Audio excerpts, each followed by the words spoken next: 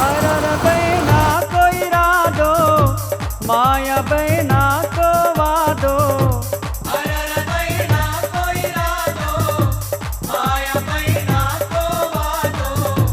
सबके चलूंगा लईने साथ माँ, सगली जाति धर्म को मान करूँगा, भेदभाव होने कोई से करूँगा। सगली जाति धर्म को मान करूँगा, भेदभाव होने कोई से करूँगा। सपनों में भीम जी को पूरा करूँगा, काशी राम जी को सपनों पूरा करूँगा। सगली जाति साथ लेने हो तो चलूँगा।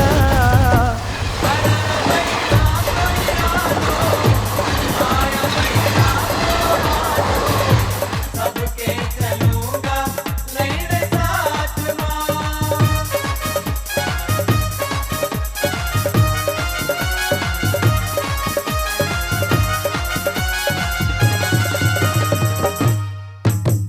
आंखों देश एक हुई जावे यो सोचो बहना ने, भलो राज चलाओ यही कयो है बहना ने। हम दर्द हमारी बनी बहना उम्मीद जगावी रे, हम दर्द हमारी बनी बहना उम्मीद जगावी रे। साथ तुम्हारो हम देवा सब लोग ये बोले रे। अरर बहना को इरादो, माया बहना को वादो। सबके चलूँगा लहरे साथ को इरादो, माया बहना को वादो।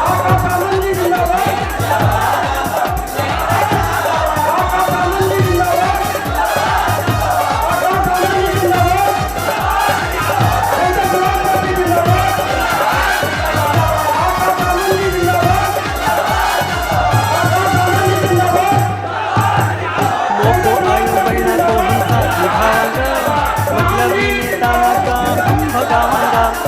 इन्हीं बातों नीलो झंडो हम लहराऊंगा। जय भीम। दोबारा जय भीम बोलने की जरूरत नहीं पड़ेगी, आप में इतना जोश है। तो सबसे पहले एक बार जोरदार तालियां हमारी माताओं बहनों के लिए।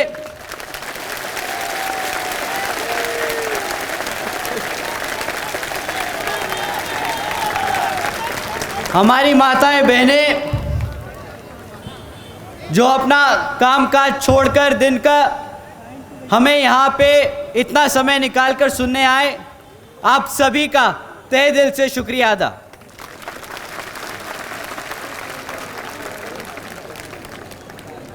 एक बार जोरदार तालियां हमारे सभी बड़े बुजुर्गों के लिए।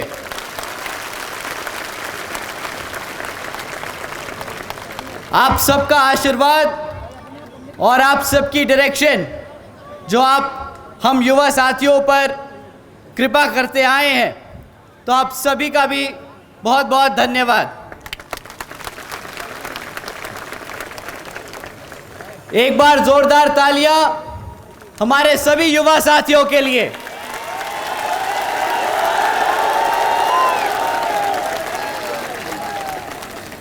बहुत समय हो गया, काफ़ी समय से हमारे युवा साथी इधर उधर भटक रहे थे, परंतु जब से बहन जी ने 50% युवा साथियों का हक बनाया है पार्टी की हर स्तर की कमेटी में, तब से सारा युवा साथी बसपा में वापस आ गया।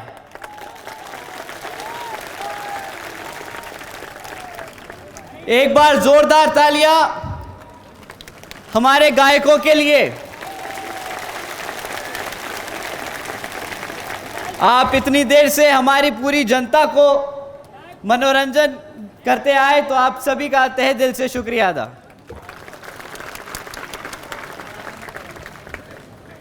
साथियों, सबसे पहले मैं अपने सभी संतों, गुरुओं, जिसमें खासकर महात्मा ज्योतिबा फूले, बिरसा मुंडा जी, छत्रपति शाहू जी महाराज, नारायण गुरु, तांत्या भील मामा जी, पेरियार रामास्वामी जी, बाबा साहब डॉक्टर भीमराव अंबेडकर जी एवं मान्यवर साहब श्री काशीराम जी को नमन करता हूं।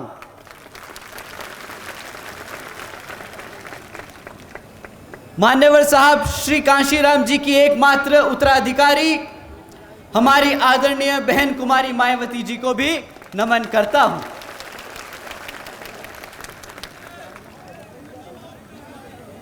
देश के सबसे बड़े प्रदेश उत्तर प्रदेश की 4 बार मुख्यमंत्री, लोकसभा व राज्यसभा की कई बार सदस्य रही आदरणीय बहन कुमारी मायावती जी, जिन्होंने अपने सभी एससी, एसटी, ओबीसी एवं अल्पसंख्यक समाज के साथ साथ सर्व समाज में से गरीबों और कमजोरों के लिए अपना पूरा जीवन समर्पित किया। साथियों, मुझे गर्व है कि मुझे ऐसे महान नेता के नेतृत्व में काम करने का मौका मिल रहा है।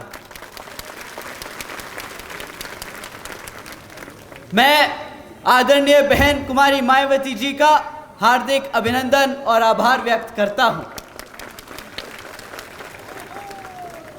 साथ ही साथ आज यहां मंच पर मौजूद हमारे सभी बड़े छोटे पदाधिकारी और सभी कार्यकर्तागण का भी मैं तहे दिल से धन्यवाद करता हूं कि आप सब ने इतनी मेहनत से इस प्रोग्राम को सफल बनाने में अपना पूरा मन, तन और धन लगा दिया। तो आप सभी का भी बहुत बहुत धन्यवाद। साथियों, मैं अपनी बात शुरू करने से पहले बाबा साहब डॉक्टर भीमराव अंबेडकर जी की एक बात बताना चाहूँगा। जब बाबा साहब डॉक्टर भीमराव अंबेडकर जी ने संविधान लिखना चाहा, तो वो उन्होंने इस मंशा से लिखना चाहा कि वो एक समता मूलक समाज की स्थापना करना चाहते थे। उन्होंने लोकतंत्र की कुछ इस तरह व्याख्या की थी। मैं अंग्रेजी में बोलूँगा, उसके बाद इसको हिंदी में समझाऊँगा। A form and a method of government whereby revolutionary changes in economic and social life of people are brought about without bloodshed. साथियों, बाबा साहब के विचारों का भारत कुछ इस तरह होता। साथियों, जहां पर स्कूलों में बच्चों के बीच भेदभाव ना हो, वैसा है बाबा साहब के विचारों का भारत। साथियों, जहां पर महिलाओं पर अत्याचार ना हो, वैसा है बाबा साहब के विचारों का भारत।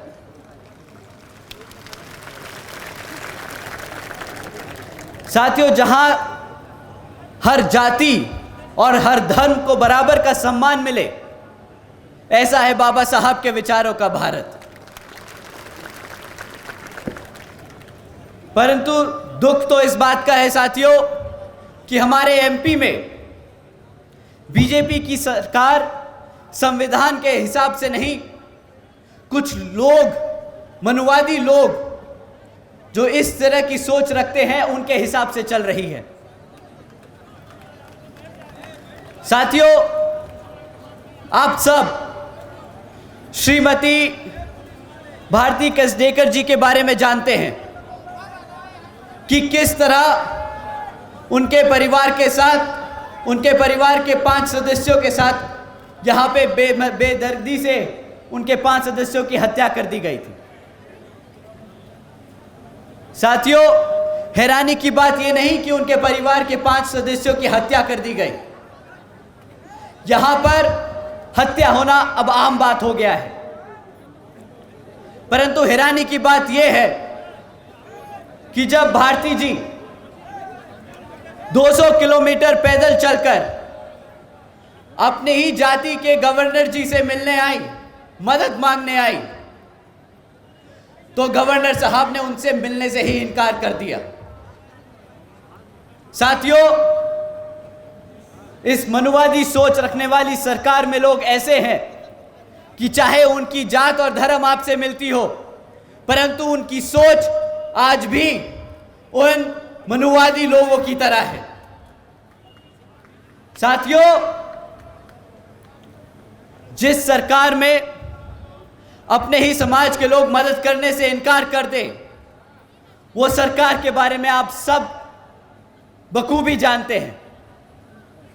साथियों, आप लोगों ने रामजी लाल अहिरवार के बारे में भी सुना होगा कि किस तरह दो लोगों ने, दो मनुवादी सोच रखने लालों ने उनकी मार मार के पीट पीट कर हत्या कर दी। और किस बात पर उनकी हत्या कर दी? इस बात पर कि उन्होंने उन्हें माचिस देने से इनकार कर दिया।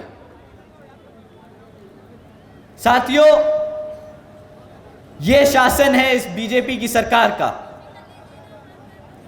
जहां पर हमारे समाज बिल्कुल भी सुरक्षित नहीं। अभी 8-10 दिन पहले की बात है, आप सबने सुना होगा कि किस तरह एक 15 साल की बच्ची का बलात्कार कर उसे उज्जैन की सड़कों पर फेंक दिया मरने के लिए।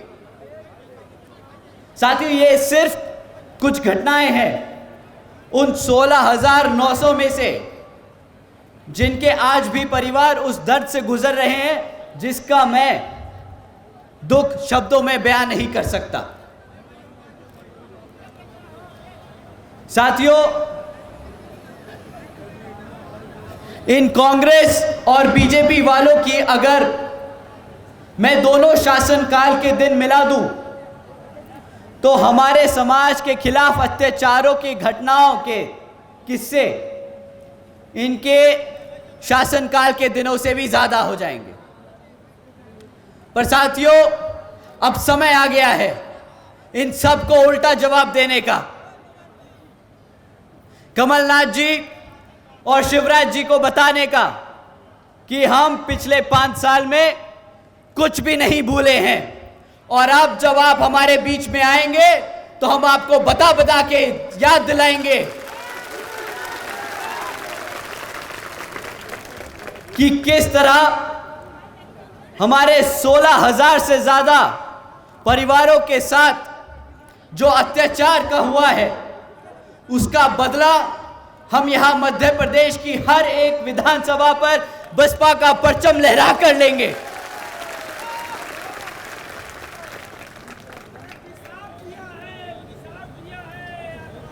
साथियों, शिवराज जी ने वादा किया था बहुजन समाज को प्रतिनिधित्व देने का। साथियों, शिवराज जी ने वादा किया था हर वर्ष 10 लाख नौकरी देने का। उन्होंने वादा किया था कि हर सरकारी कॉलेजेस में मुफ्त शिक्षा देने का। पर आज यहां आप सबके बीच में खड़े होकर मैं पूछता हूं, इनमें से कितने वादे पूरे हुए?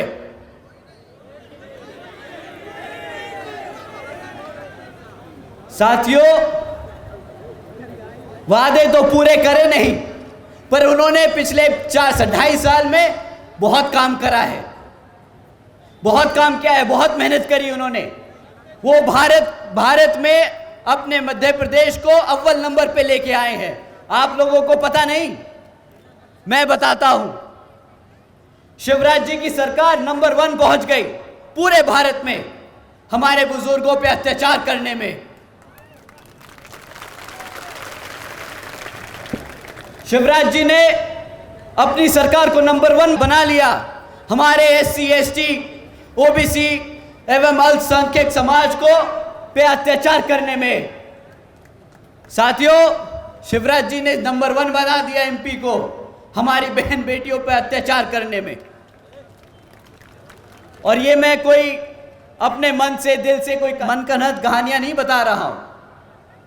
ये सरकारी डेटा बोलता है कि इनके शासनकाल में कितना अत्याचार हुआ है हमारे सर्व समाज पर। अभी हमारे भाई बोले यहां पे कि आदिवासी समाज पे मूता है। साथियों, आदिवासी समाज नहीं, सारे सर्व बहुजन समाज पे इन्होंने मूता है।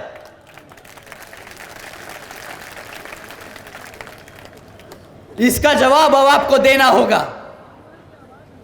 इस बारी जब ये आपके बीच में आए तो पूछना नहीं कि आपने क्या काम किया, पलट के बताना कि भाई साहब आप आए तो जरूर हैं, पर अब आपके जाने का समय आ गया है।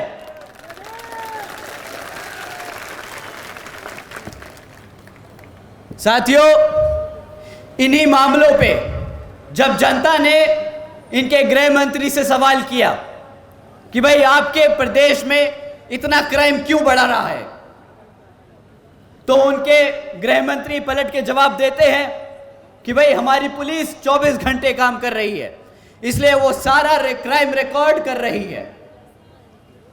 भाई जब आपका गृह मंत्री, जब कोई ऐसा आदमी आपको पलट के ये जवाब दे कि भाई क्राइम इसलिए बढ़ रहा है कि क्योंकि हम सारे केस दर्ज कर रहे हैं, तो कभी कभार महसूस होता है कि ये हम पे हमारी सेवा नहीं कर रहा, हम पे एहसान कर रहा है। साथियों, या तो वो आदमी हम पर एहसान कर रहा है, या जो आदमी ऐसा जवाब दे वो बिल्कुल ही निहायती बेवकूफ और गधा आदमी है। क्यों? इसीलिए सरकार में बिठाया था आपको। आज जनता पूछेगी, चुनाव आ रहा है, पूछेगी कि पुलिस को सिर्फ रिकॉर्ड रखने के लिए रखा था या फिर हमारी जनता को, हमारे समाज को बचाने के लिए रखा था। साथियों, चाहे जो भी बात रही, अगर कोई व्यक्ति ऐसा जवाब दे जो उस पद पर बैठता है, तो उस आदमी को उस पद पे बैठने का कोई हक नहीं। और जो मुख्यमंत्री ऐसे आदमी को अपने पद में बैठने दे, उस मुख्यमंत्री को सरकार चलाने का कोई हक नहीं।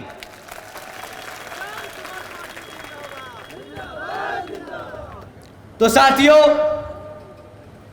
आज इन्हीं हरकतों की वजह से बीजेपी को अपने केंद्र मंत्री चुनाव में उतारने पड़ रहे हैं।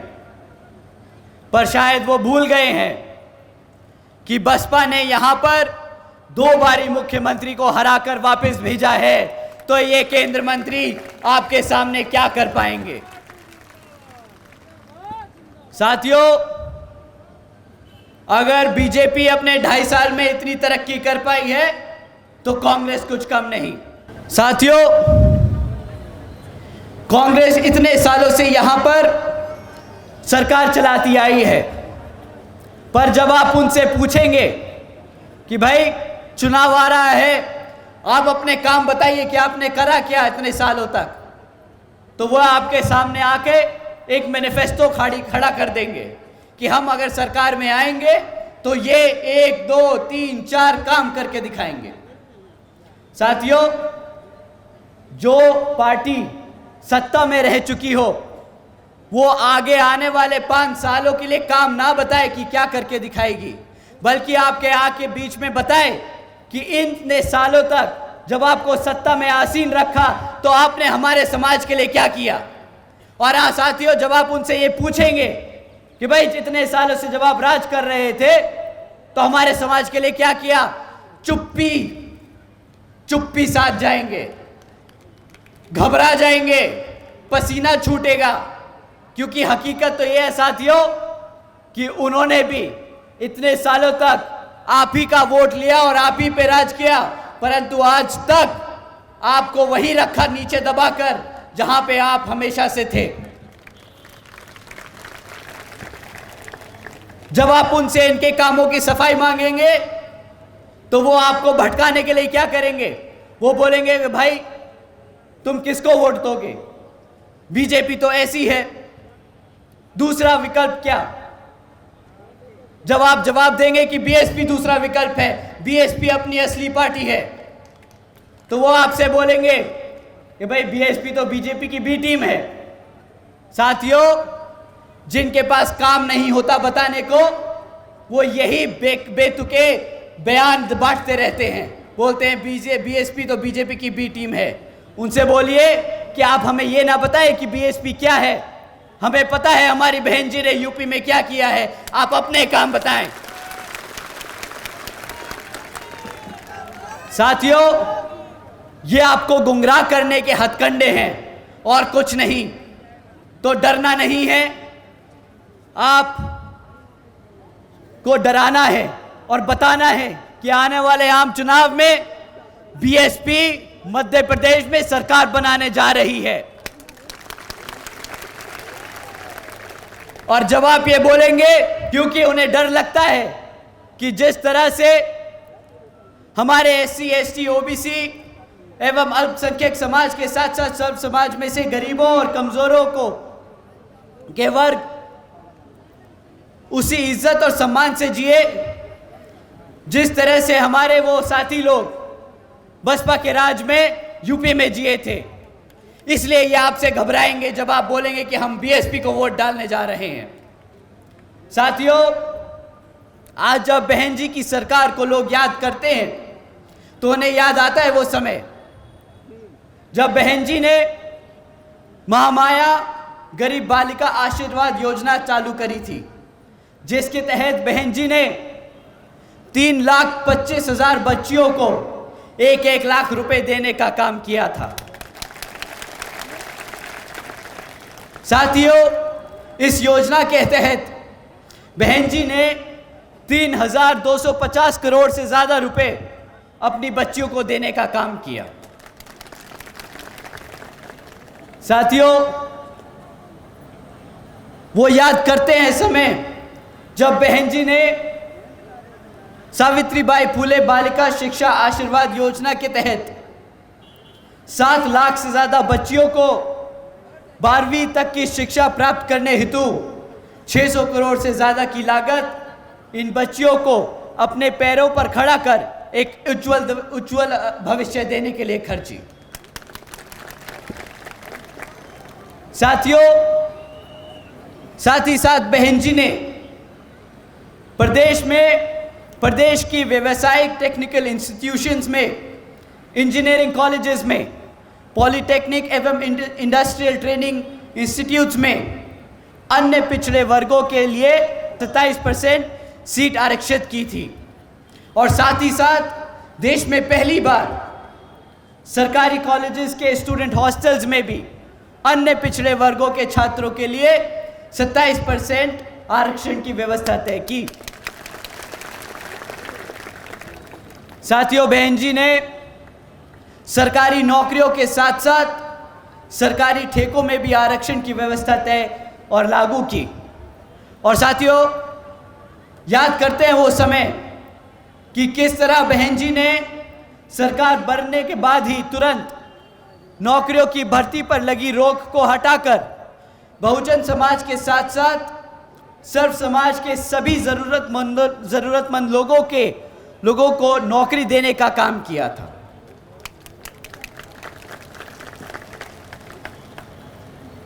साथियों, बहन जी ने कृषि एवं संबंधित कार्यों में मिनिमम वेजेस को 55 रुपए से बढ़ाकर 100 रुपए प्रतिदिन कर दिया था। और अन्य पिछड़े वर्गों के लोगों की क्रीमी लेयर की वार्षिक आय सीमा 3 लाख रुपए से बढ़ाकर 5 लाख रुपए कर दी थी। साथियों, आदरणीय बहन जी ने अपने शासनकाल में 90,000 से अधिक शिक्षकों को सरकारी नौकरी दी, 1 लाख से अधिक सफाई कर्मचारियों को भर्ती किया, 2 लाख से अधिक जवानों को पुलिस फोर्स में भर्ती किया। और साथियों, इससे 2 फायदे हुए। एक तो हमारा युवा वर्ग नौकरियों पे लग गया और दूसरा हमारे युवा साथियों को अपना प्रदेश और अपना घर छोड़कर दूर नहीं जाना पड़ा अपना पेट पालने के लिए। तो साथियों, अब समय आ गया है हमें बाबा साहब के दिखाए रास्तों पर चलकर और मान्यवर साहब के बताए तरीकों का इस्तेमाल करके, और भूलना नहीं बहन जी के बेबाक अंदाज को हमें अपने दिल और दिमाग से अपनाना होगा। तो साथियों, समय आ गया है कि अब हम सब एकजुट होकर हमारे समाज के हर एक व्यक्ति को बसपा से जोड़ने का काम करें और बता दें कि हम आ रहे हैं हर उस चीज के लिए जो इस संविधान में हमारे समाज के लिए हमारे गुरु देकर गए हैं, बाबा साहब डॉक्टर भीमराव अंबेडकर जी।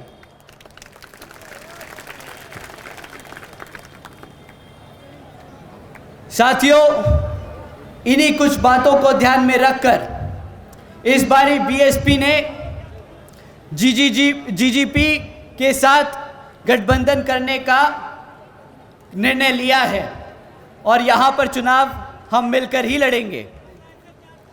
तो मैं आप सभी से अपील करता हूँ कि इस विधानसभा आम चुनाव में आप सब बसपा और जीजीपी को वोट डालकर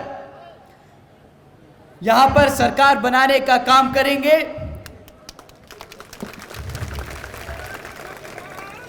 जो यहाँ पर सरकार बनने के बाद मध्य प्रदेश में भी बहन जी मॉडल ऑफ गवर्नेंस के तहत चलकर यहाँ पर भी सभी का उत्थान करने का काम करेगी। अंत में मैं एक बार फिर से यहाँ मौजूद सभी माताएं, बहनें, हमारे बड़े बुजुर्ग, हमारे सभी युवा साथी, हमारे सभी छोटे बच्चे, मैंने यहाँ देखा आज मीटिंग में 2-2 साल, 1.5 साल के बच्चे भी मौजूद हैं। हमें पता है कि हमारी माताएं अपने आने वाली पीढ़ी को बसपा के लिए तैयार कर रही है। और दिल खुश होता है देखकर कि मुझे एक युवा, सबसे पहले एक युवा कार्यकर्ता और बहन जी के आशीर्वाद से आपके बीएसपी का नेशनल कोऑर्डिनेटर बनाने का काम किया और आप सबके बीच आके लगा कि मुझे एक कार्यकर्ता को इससे बढ़िया साथी कभी नहीं मिल सकते थे। तो साथियों, मैं आप सबसे उम्मीद करता हूं कि आप इसी तरह मेहनत करके बीएसपी को नई ऊंचाइयों तक ले जाने का काम करेंगे और अपनी बहन जी के हाथ मजबूत करेंगे और आने वाले लोकसभा में उन्हें प्रधानमंत्री बनाने का काम करेंगे। साथ ही साथ मैं हमारे सभी मीडिया बंधु, हमारे बहुजन मीडिया के साथियों का भी तहे दिल से धन्यवाद करता हूं कि वो हमारी बात को प्रदेश के कोने कोने तक पहुंचाने का काम कर रहे हैं। तो साथियों, आप सबका भी तहे दिल से धन्यवाद और शुक्रिया। मैं अपनी बात यही समाप्त करता हूं। जय भीम, जय भारत, जय बहन जी।